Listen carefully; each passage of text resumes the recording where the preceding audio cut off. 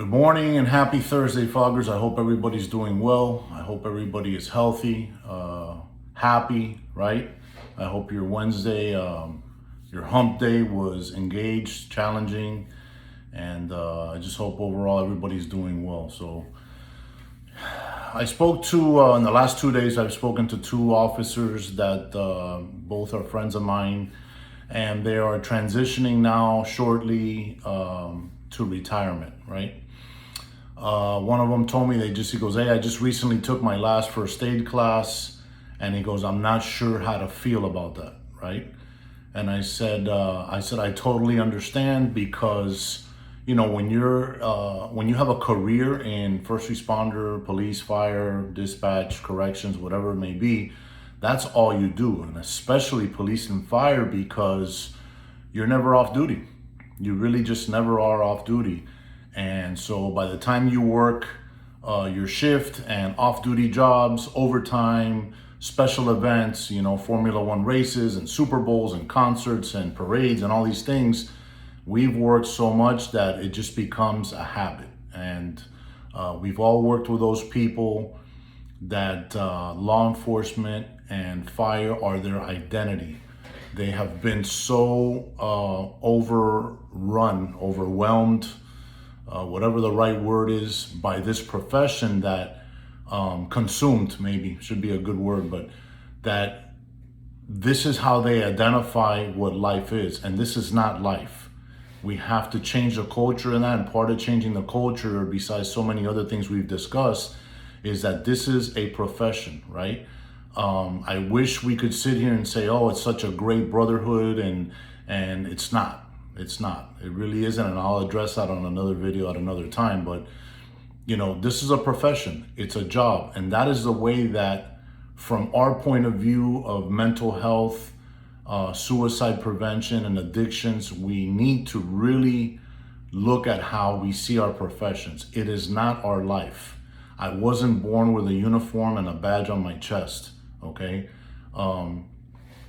I've been one of the few people, and not few, but one of these people that when I retired, I always, every time there's a lights and siren, a police car with lights and sirens, or a fire truck that passes me by, my family or friends will ask me, hey, do you miss it? And I go, yeah, like a heart attack.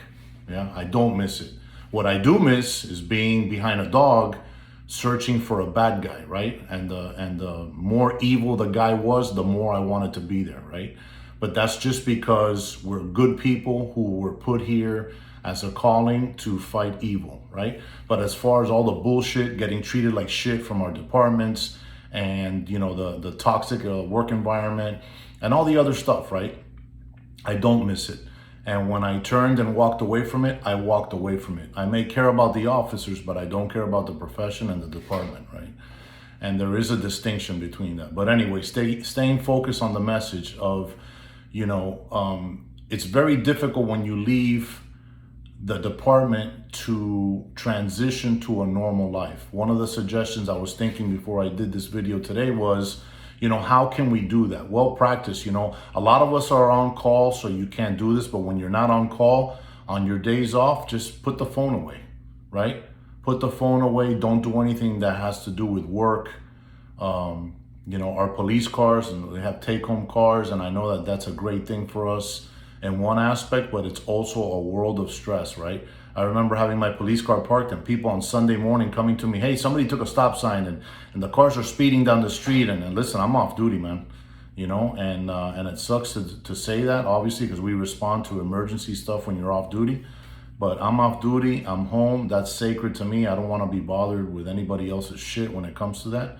So transitioning from a full law enforcement, police, fire, EMT, whatever it may be, to complete doing nothing, that is a big transition. And people ask me all the time, hey, what are you doing? I go, nothing. They're like, yeah, but did you get another job? I go, why would I? I work my whole life. I've been working since I was 15. I became a first responder when I was 21. So no, yeah, I don't do anything, and I'm good with that. You know, I'm trying to stay alive, try to stay healthy, watching my son play football, and enjoying life and helping officers get through and navigate all the bullshit of trauma and addictions and stuff like that. I think that's my calling now. You want to work or you need to work, great, but not me. I'm not going to do it. I already paid my price and my dues and everything else. So speaking to these guys, their transition, that carrot that they dangle in front of you with the deferred retirement option plan and a lot of money, and that's a great blessing, and we work very hard for that. But you have to be able to leave the job. I always tell people, are you okay in the mind? Are you healthy in the body? Then stay as long as you want.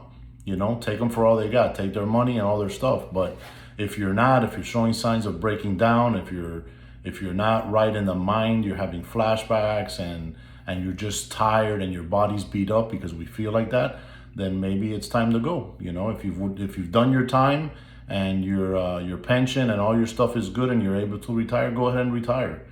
And it's not easy, but I tell them all the time, you've earned it, right? When you leave this job, believe me, you have earned the right to do nothing. If you want to vegetate, and I mean vegetate in the sense of not working, because you should stay active so you don't break down, then you've earned that right. You've paid the price, you've paid your dues, and you don't owe shit to nobody. You should be able to retire, right?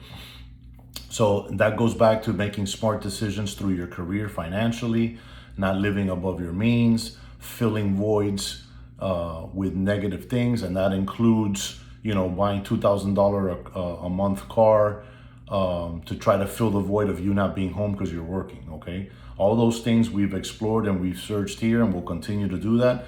But good decisions will allow you to make that transition. And I let the second guy that I talked to yesterday, I said, listen, you've done plenty of time. Your kids are in college, they're on their way. They need to start picking up their own slack and working and providing for themselves. And you've earned the right to retire and, and bask in the fruits of your labor, okay? You're very worthy of it. You matter. You now have to live your life. And the departments do a great job at, brainwashing and indoctrinating you that you're going to be dead within 5 years of your retirement. That's nonsense. That's bullshit. God is in control of all that. And you try to keep yourself as healthy as you can, mind and body. And that's what's important, okay?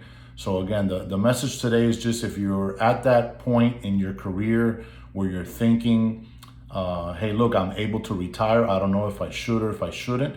It's very simple. If you're okay in your mind and in your body, you're healthy, you have an assignment where it's not too toxic, where the stress level is manageable and it's okay, then maybe you can stay. If you're not, if your finances are in order, maybe you should address that and get things in order. Work a little more, change your assignment where there's less stress. Whatever you need to do, that's your own personal decision. I get asked a lot, hey, how are you doing? I said, it's great.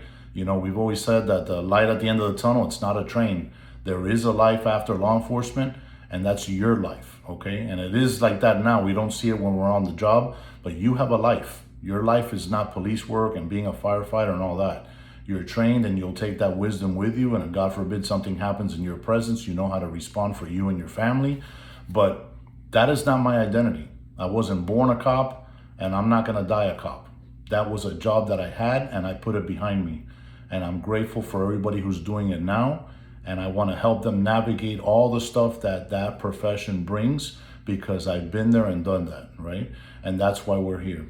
So with that, I'll leave you with that message. Hopefully it'll help some of you if you're about to transition or you're thinking of transitioning to a civilian life. Listen, it's a great thing, man. There is another life, and it's waiting for you, and you're worthy of it, and you matter. And if you're healthy, it's a great time to transition if you're able to do so. So listen, it's Thursday. We're almost at the end of the week. I'm grateful for everybody's service. It's Police Appreciation Week. If you're able to support each other better on the job, it's a great week and month to do that, right? Let's be better for us. Let's be better for each other. And God bless you. I'm grateful for everything you do. And if God allows me to, I'll be back tomorrow, okay? 3 a.m. Fog. Thank you.